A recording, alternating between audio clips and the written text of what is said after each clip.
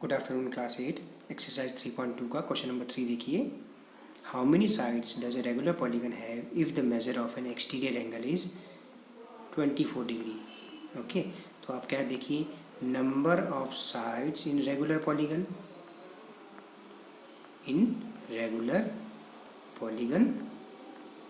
क्या होता है 360 डिग्री अपॉन मेजर ऑफ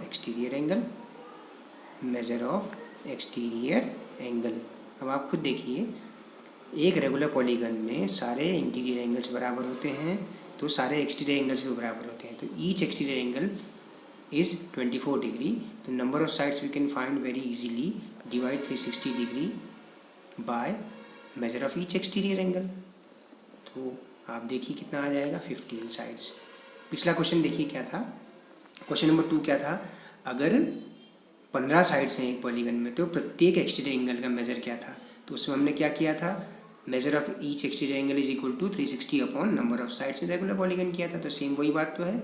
एक चीज़ ध्यान देने योग्य बात है, वही रेगुलर पॉलीगन पॉसिबल हो सकता है जिसमें एक्सटीरियर एंगल की मेजर 360 डिग्री का एक फैक्टर हो, यानी कि, या हम दूसरे शब्दों में कह सकते हैं कि एक्सटीरियर एंगल का मल्टीपल होना चाहिए।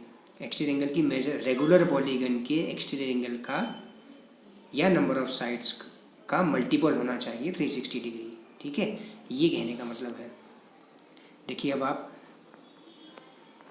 क्वेश्चन नंबर 4 को, how many sides does a regular polygon have if each of its interior angles is 165 degree. ठीक है, याद रखिए रेगुलर पॉलीगन वर्ड है तो सारे इंटीरियर एंगल्स इक्वल होंगे। तो किसी भी वर्टेक्स पे इंटीरियर एंगल और एक्सटीरियर एंगल, देखिए यहाँ फिगर में ये इंटीरियर है, ये एक्सटीरियर है, मैंने ऐसे डॉट डॉट बढ़ा रखा है। ठीक है, कोई पॉलीगन रहा होगा जिसमें सारी साइड्स बराबर हैं और सारे एंगल्स भी इक्वल हैं। तो मान लीजिए एक वर्टेक्स पे मैंने देखा एक्सटीरियर एंगल 165, तो इंटीरियर क्या होना चाहिए, 15 डिग्री होना चाहिए। क्यों? क्योंकि लीनियर पेयर बनाता है ना बच्चों ये। तो आप देखिए पहले measure of interior angle is 165 degree. ठीक है, किस में बात हो रही है, इन अ रेगुलर पॉलीगन। रिमेंबर ये केवल रेगुलर पॉलीगन में ही होता है कि सारे एंगल्स इक्वल होते हैं। तो मेजर ऑफ एक्सटीरियर एंगल निकाल दो, major of each exterior angle, प्रत्येक एक्सटीरियर एंगल भी इक्वल होगा। तो लीनियर पेयर फॉर्म करता है 180 माइनस 165 यानी कि 15 डिग्री। तो नंबर ऑफ साइड्स आप निकाल सकते हैं, number of sides in such polygon जिसका एक्सटीरियर एंगल 15 डिग्री है, आप निकाल सकते हैं, है ना। तो आप बता दीजिए यहाँ पे, number of sides in regular polygon is equal to 360 degree divide by measure of exterior angle. तो प्रत्येक इंटीरियर एंगल 15 डिग्री का हमने कैलकुलेट किया तो कितना आ गया, 24 साइड्स आ गया। ठीक है, अब बड़ा ही दिमाग लगाने वाला क्वेश्चन है अगला, क्वेश्चन नंबर 5 पार्ट ए। देखिए क्या पॉसिबल है, is it possible to have a regular polygon with measures of each exterior angle as 22 degree. देखिए फॉर्मूला क्या है, number of sides of regular polygon is equal to 360 degree upon measure of each exterior angle.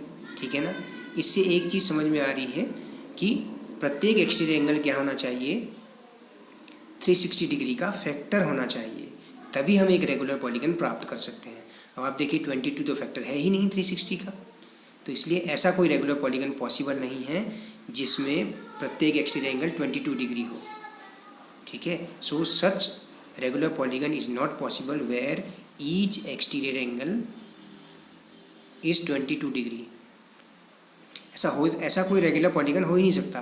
अगर irregular polygon हो सकता है, लेकिन irregular polygon के लिए 360 वाला फॉर्म। ठीक है, तो याद रखना है आपने।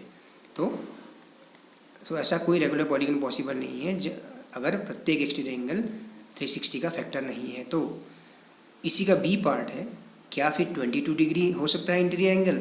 अगर इंटीरियर एंगल 22 डिग्री होगा तो ठीक इसी तरह से इंटीरियर और एक्सटीरियर मिलके क्या बनाएंगे, इंटीरियर एक्सटीरियर एंगल मिलके क्या बनाएंगे, लीनियर पेयर बनाएंगे। अगर प्रत्येक इंटीरियर एंगल 22 डिग्री है तो लीनियर पेयर से प्रत्येक एक्सटीरियर एंगल 158 डिग्री हो जाएगा, और 158 360 का फैक्टर नहीं है, तो we can not have a regular polygon of each interior angle 22 degree. ये बात भी समझ में आई है।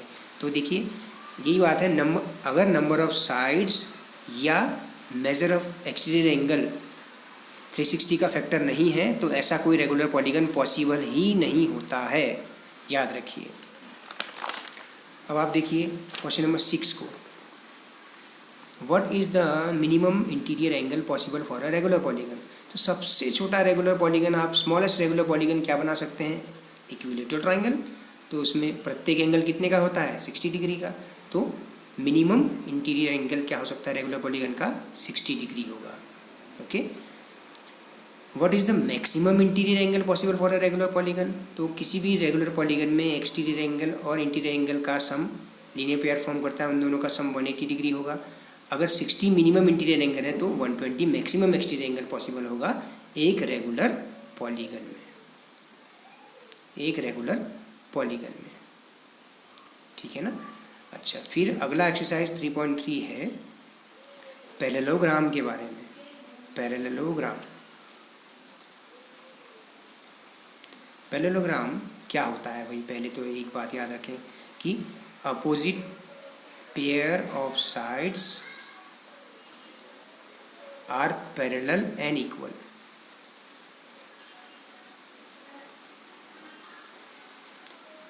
इन एनी क्वाड्रिलेटरल, अगर कोई क्वाड्रिलेटरल जिसमें अपोजिट साइड्स इक्वल और पैरेलल हैं is called parallelogram, is called parallelogram. तो शॉर्टकट है पैरेललोग्राम के लिए ऐसा, पैरेलल लाइन से ग्राम लिख के पैरेललोग्राम। तो क्या कहने का मतलब है, इस तरह का फिगर पैरेललोग्राम कहलाता है, जहाँ अपोजिट साइड्स मान लीजिए ए बी सी डी है, तो क्या है A B is equal to D C, और साथ ही A B parallel D C होना चाहिए। इसी तरह से B C is equal to A D, है ना, अपोजिट साइड्स बी सी और ए डी, और B C parallel A D, ये होना चाहिए। तो ऐसा कोई फिगर क्वाड्रिलेटरल जिसमें opposite pair of sides equal parallel हैं तो उसको हम पैरेललोग्राम कहते हैं। तो इसका मतलब क्या है कि दैट एवरी स्क्वायर, स्क्वायर में भी तो ऐसा ही होता है, rhombus and rectangle is a parallelogram. याद रखिए इस चीज़ को, क्यों, क्योंकि इन सब सारे फिगर्स में देखिए अपोजिट साइड्स इक्वल और पैरेलल होती हैं, है ना। तो प्रत्येक स्क्वायर, रोम्बस और रेक्टेंगल पैरेललोग्राम होता है। फिर बात करते हैं प्रॉपर्टीज़ की। प्रॉपर्टीज़ पे डिपेंड होकर आपके पास क्वेश्चंस आएंगे। पहली प्रॉपर्टी तो वही है जो उसकी डेफिनेशन है, opposite side pairs are equal and parallel. पहली प्रॉपर्टी ये हो गई, ठीक है। Opposite angles are equal, opposite angles are equal, ये बहुत इंपॉर्टेंट प्रॉपर्टी है। अपोजिट एंगल्स आर इक्वल, मान लीजिए मैंने एक पैरेललोग्राम बनाया पी क्यू आर एस, तो angle P Q R is equal to angle P S R, ये दोनों इक्वल होंगे अपोजिट, आमने सामने, ठीक है, डायगोनली आमने सामने। इसी तरह से angle S P R, S P Q is equal to angle S R Q, ये भी इक्वल होंगे, ठीक है। अपोजिट एंगल्स इक्वल होते हैं, अपोजिट साइड्स भी इक्वल होते हैं और अपोजिट एंगल्स भी इक्वल होते हैं, ठीक है। तीसरी प्रॉपर्टी है adjacent angles, adjacent angles of parallelogram are supplementary, are supplementary. क्या कहने का मतलब है, या दूसरे शब्दों में कह सकते हैं that is sum of adjacent angles is 180 degree, sum of adjacent angles is 180 degree. तो जैसे यहाँ पे एंगल P, उसी फिगर में देखिए angle P plus angle Q is equal to 180 degree and so on.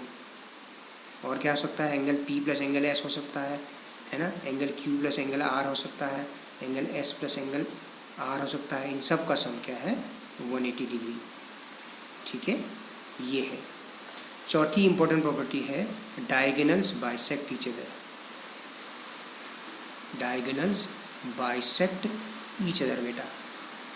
मान लीजिए पैरेललोग्राम है PQRS, ठीक है, इसके डायगोनल कौन से हो गए, क्वाड्रिलेटरल है तो दो डायगोनल होंगे PR और QS। मान लीजिए O पे मिलते हैं, तो क्या कहने का मतलब है, OP is equal to OR, ठीक है, और OQ is equal to OS, ये कहने का मतलब है। ये वाला हिस्सा इसके बराबर होगा। बाइसेक्ट मतलब डायगोनल PR QS को दो बराबर हिस्सों में बांटेगा, यानी कि OS और OQ दो बराबर हिस्से हो गए, ठीक है, हाफ ऑफ QS। इसी तरह से डायगोनल QS PR को दो बराबर भागों में बांटेगा, यानी कि OP is equal to OR। Okay, तो ये सब प्रॉपर्टीज़ हैं। अगली क्लास गूगल मीट क्लास में हम सब डिस्कस करेंगे। जो नोट्स मैंने आपको पहले भेजे हैं उसको भी नोट करिए और ये काम भी पूरा करिए, ठीक है बच्चों।